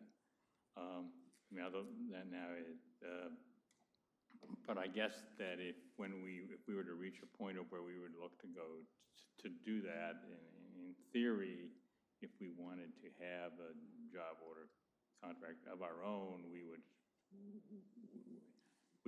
bid it. I mean, is there anyone else? Or is this a kind of a monopolistic field? Michael, who's your competitors? Now, we have nobody that, we get sole sourced quite a bit actually here in the state of Washington. No one that really comes with our breadth and depth of our data, software, and expertise. But there are a couple of different job consultants out there that will buy one of our other data sets that we have to run their own job work contracting program. And there's nothing preluding you from managing your own job program too, as the city as well. So I guess I'm not quite understanding the concept of how in this process a data set plays. I mean, we want to build a restroom, okay? Yep. I sort of understand, and we got a list of things that got to happen to do that. I'm not quite sure what the data set, public data set plays into that. So job order contracting started in the U.S. military.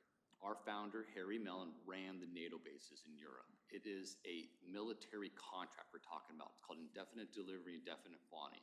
Came from the U.S. military. Mm-hmm.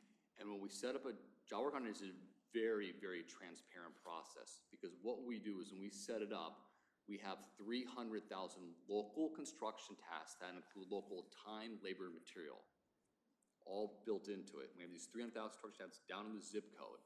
And that's how we advertise the program. We have our contractors bid an adjustment factor against these 300,000 construction tasks. And it's competitively bid. And why it's very transparent is the pricing is already pre-established up front on these 300,000 construction tasks. What is the cost to install carpet versus hardwood, to do bathroom remodels, to do ceilings, slurry seals, sewer repair, too as well. So we know already before walking jobs what the cost is. And so it fundamentally changes the paradigm. It makes it very collaborative in nature. We're able to come together, consult with the job contractors, say, these are the subcontractors we want to use here locally in our community. We already know the pricing too as well, to really come with that scope of work and that pricing proposal. Okay, so that, to some extent, that sounds to me similar to the world that an auto mechanic is in when he's he's employed, he doesn't really get paid by the hour. He gets paid so much for a specific task, whether it takes him an hour to do it or whether it takes him 30 minutes to do it, because somebody has figured out how long it should take him, and there's an idea there to do that. Okay, that's the only question. But doesn't what you just said start to infringe on what collectively is understood as the free market, where an individual can go out into the market, sell a good for whatever someone is willing to pay for? Well, there's the whole public works process. Or is it public works? I just wanted to put a little bit of a framework on some of this, because I've been reminded that you have adopted purchasing policies, and specifically under Section 17 about cooperative purchasing, this is falling within that policy. So it's not normally my way to step into the policy piece of the argument. That part is entirely the province of the council, but you have previously adopted a policy that was specifically aimed at the cooperative purchasing in order to gain efficiencies that way. Yeah, this is just another tool to do that. Yeah, Mr. Walter, it's just that my question is does the policy extend to construction work, or is it only for procurement of supplies, materials, and equipment? Really comprehensive way, and so I would say yes, given the description, the letter and the spirit go there. If that was not the intent of the council, then the council needs to say, we did not intend for this to include construction, and we will bring the policy back to the council so that what you're doing comports with what you've said you were going to do. So if that truly wasn't your intent, then the two need to line up regardless of what you think it may say. And it may well be that you never intended it to extend to construction, but it's a larger question than just this contract, if that's where you're going. It seems to me that when we adopted that construction wasn't an option, because it's only recent state legislation that made public works construction projects able to be done this way, and that it would be clearer if we were to amend the policy to just add to supplies, materials, and equipment public works projects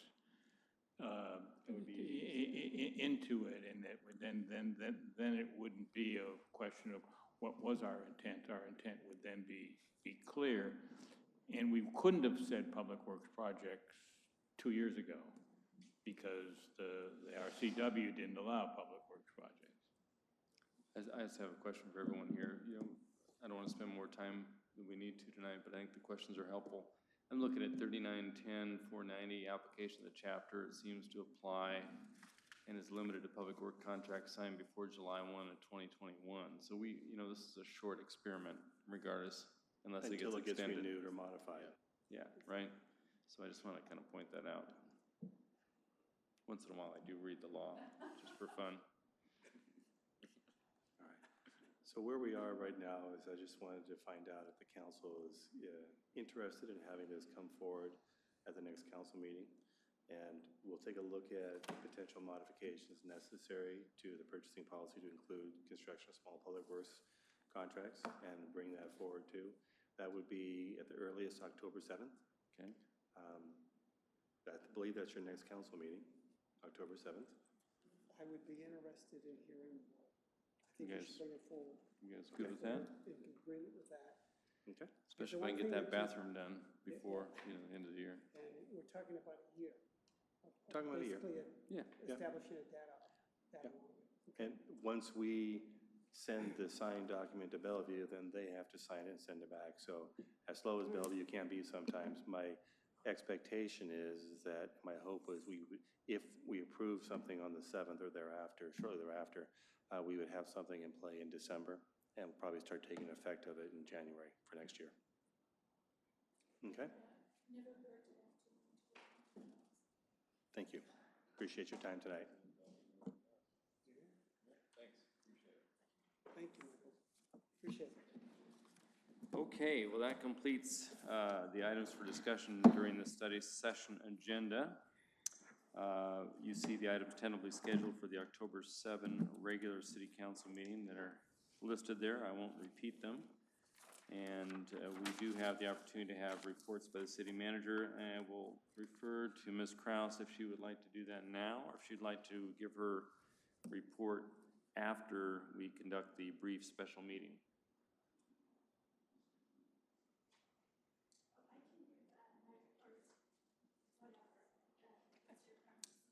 Go for it then. Great, we'll hear it.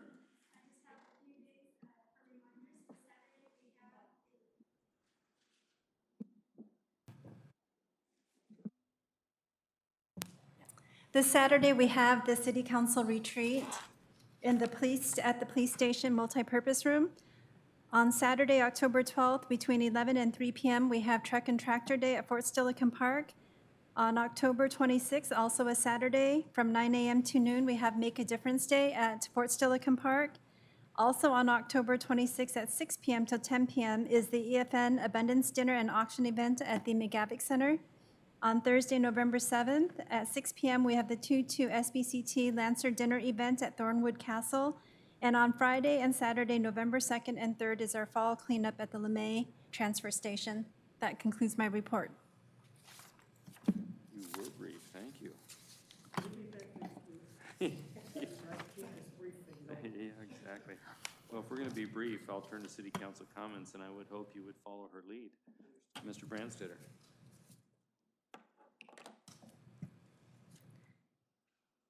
Time's up.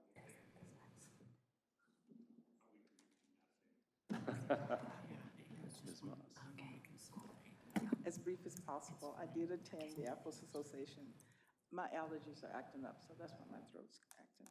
But I did attend the Apples Association conference that was held in, actually it was in Maryland at the Gaylord. It was the largest turnout that they've had in a number of years, and it was the first time I have attended in the last 6 years. The place has really changed since we first went there. When it first opened, it was just a hotel and another hotel that was in walking distance, but food was scarce. And now it's 7 years later, there's a very nice walkable community, and it reminded me so much of what could happen at our sub-area plan over here, because they had the waterfall, and that was the one thing that got my attention. They have a really nice waterfall, and it's concrete that's painted, with the waterfall coming down. It splashes, but not to where you can't sit on a bench and feel some of it, but not get under it. So it was very nice. I left my phone at home. Talk about a heartache. And, but excuse me, gee, I attended a lot of the workshops for the Apples Association, and my takeaway with that was that one of the things that's needed is that they need to develop more young airmen to take the leadership, because the leadership at this point is aging. They're 70 plus, and there's no younger people that are interested in it. So the task that has been given to the local chapters is that we need to develop more leaders for that. And the big conversation was on technology, and one of the things that they are looking at improving is the way that the protection that our security have as far as the technology goes. It is just, I think the biggest concern is how to keep it safe, how to keep it from getting hacked and stuff like that, because it's so high tech and they have a lot going on, but there's a lot that they need to do. So that was the biggest takeaway for that. And I also attended the grand opening for the Wellstone Bridgeport apartments up here. Those are very nice, very nice. It was nicely attended. The food was good. And I think if they continue to keep it up, that would be a nice friendly family development in through there. It's very nice. I also attended the ribbon cutting for the Advanced Manufacturing Technology building that was dedicated to Dr. John Wallstrom. The building is beautiful. It was nice to see his family, his wife, and the 2 boys and some other members of his family came out for their participate in that. So it was busy, but lots of stuff going on, and I had a good time. Mr. Simpson? Thank you. Two quick comments, just building off of what Mary said about cyber protection and something we've talked about here amongst us. Very interesting article in today's Wall Street Journal about cyber deception and how cities are using, the French government did use it successfully against the Russians, where your programmers actually create something that isn't there. And the hackers fall for it, and then you've got an electronic trail to follow to exactly where they are.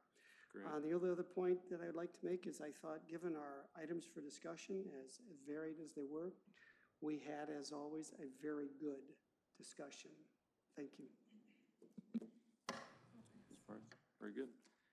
Just a couple of things. I attended the Wallstrom Center toward the end, but I got a nice tour from Joyce Loveday. So beautiful facility. I didn't get a chance to see Penny come to town, but lovely family, good people. So nice addition to the community. And then in terms of the apartments, it sounds like Wellstone is quite a project.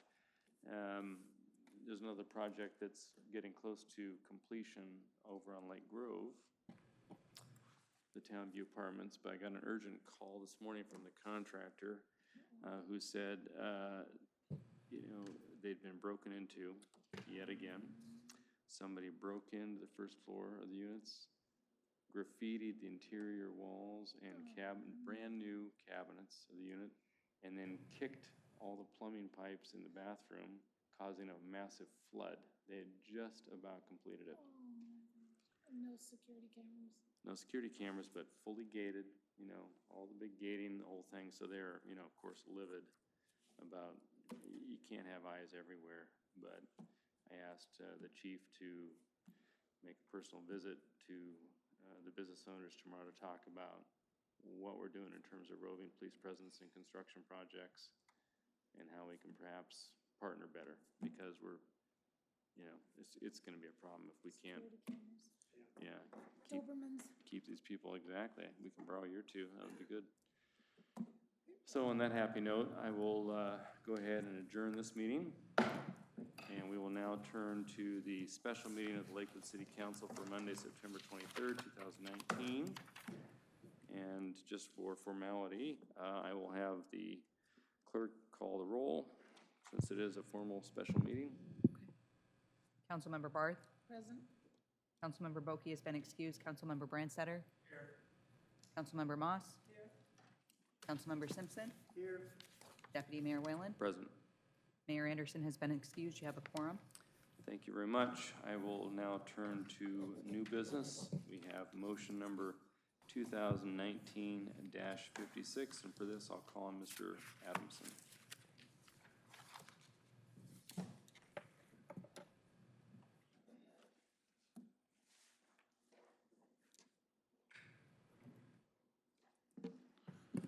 Thank you for your stamina. This is early. I'm here to ask council's approval for the city manager to sign a document, a cooperative agreement with the Department of the Army. This has a sense of urgency in that there are dollars available from the federal fiscal 19 pot of money, and that pot of money dries up on this Friday. So we need to act quickly. We were originally given these documents Wednesday afternoon of last week and asked to execute this by last Friday. We got an extension so that we could do this presentation to council and then hopefully execute the document. To put this into context, you might recall about 3.5 years ago, I stood before council talking about the need to develop an action and implementation plan for the North Clear Zone. In May of 2017, we actually realized that with the signing of a memorandum of agreement that Mayor Anderson was the signature authority for the city. This was a 5-party agreement with the state, the county, the city, the base, and SSMCP. So that kind of ended phase 1. We had a plan, but we had no funding. So then starting in about June of 17, we started advocating for funding. And in the state capital budget in 2018, we received $2 million, and then last year's budget, we had 500,000. And about a year ago, we executed our first purchases, vacant parcels of land owned by Tactical Taylor, but we had no other money to move forward on. We currently have 1.268 million in state grant money still available to us, which would constitute a 20% match for a $6 million purchase of Tactical Taylor with the remaining federal money. We have a commitment from multiple sources from the federal side. Office of Secretary of Defense has a program called Readiness Environmental Protection Integration Program, commonly called REPI. They've committed $970,000. And we have U.S. Air Force, who this year, anyhow, will be using O&M operations and maintenance monies. Until we conclude this cooperative agreement, however, we can't seem to pin down the Air Force on the exact amount of money they're willing to give us. But Army Contracting Command is hearing numbers like $2.5 to $3.7 million. So the intent would be to give the city manager the signature authority on this. City clerk would then tomorrow forward it to Military Installation Contract Command. And then I'll explain kind of the process just quickly. I have a diagram that I scratched out on the bottom of the agenda bill. But you basically see two sources of money, one Air Force and one REPI, coming into the Army Environmental Command. That entity then has a bank account that it would then forward to the city of Lakewood for us to go out and be the action agent to execute purchase and sales agreements with the property owners in the North Clear Zone. The commitment the Army's making for the first 10 years is up to $50 million, with 4 additional 10-year periods as options to extend out to 2069 and increasing the total amount of funding from the federal side to $80 million. I should state, though, this is when funds are available. So this won't be a big chunk of money coming in at one time. We're going to have to continue to pick off properties with willing sellers as our current policy as funds become available. So in calendar year 19, we should be able to execute the sale of Tactical Taylor with the monies that we get from this agreement. Now, the owner, Casey Ingalls, is currently in negotiations finding a plot of land, I believe in Lakewood, but for sure in Pierce County, and he wants to build a new facility. So even if we are able to buy the facility, we might have to do a lease back, let him stay in it until his new facility is built, which might take 16, 18 months, and then we would realize the change. So that's kind of the short-term urgency of it. He's been waiting since 2017 for us to come up with money, and I'm happy to say if we take this action, we have funds available. So remind me the funds that flow from Air Force? Yeah, the Air Force has... 950? Air Force has Milcon and O&M money. For this Tactical Taylor purchase, they're looking at year-end uncommitted dollars from their O&M budget. We believe that's going to be between 2.5 and 3.7 million. Okay. We already have a commitment from this REPI program, which is not Air Force, which is higher, of 970,000. Okay. Plus the 1.2 that we have, that should give us right what we need. With an effective lease back that may meet the gap, so to speak. Maybe. Seller funding for the lease. Okay. It's a lot to digest, but I think it's time sensitive. So do I have a motion before okay, any second? Second. Any other comments, deliberation, or questions of Mr. Adamson? It's been moved by Mr. Simpson, seconded by Ms. Barth. Any other discussion? All those in favor of adopting motion 2019-56 signify by saying aye. Aye. Any opposed? The motion has been adopted. Thank you very much. That concludes our special meeting, unless there's any other business. City Manager, any other details? We're adjourned.